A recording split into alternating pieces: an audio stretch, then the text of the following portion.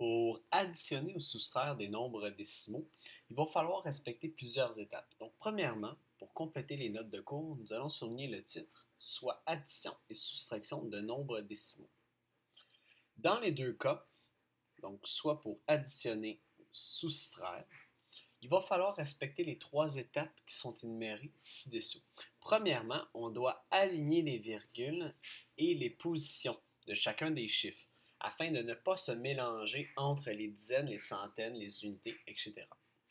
Par la suite, on ajoute des zéros aux positions où il n'y a pas de chiffre. Ça va vous aider pour ne pas vous mélanger d'unités.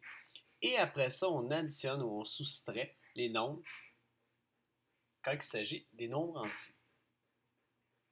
Première chose, donc pour effectuer la première opération mathématique, soit l'addition, on a comme exemple 32,4 plus 4,568.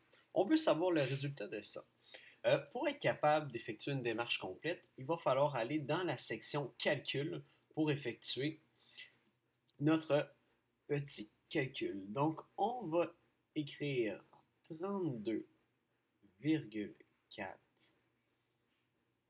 plus 4,568.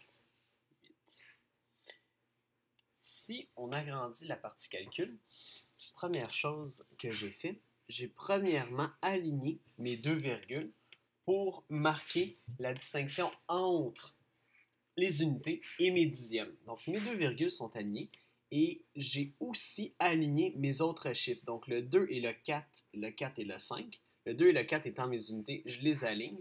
Et le 4 et le 5 étant mes dixièmes, je les aligne aussi. Deuxième étape que nous devons faire, c'est d'ajouter des zéros aux endroits où il y en manque. Comme ça, on ne va pas se tromper entre les centièmes et les millièmes pour ne pas interchanger certains chiffres. Une fois qu'on a fait ça, il suffit de faire l'addition verticale que nous avons et obtenir notre résultat. Si nous faisons 0 plus 8, 8, 0 plus 6, 6, 4 plus 5, 9, j'insère ma virgule, 2 plus 4, 6, et 3 plus 0 me donne 3.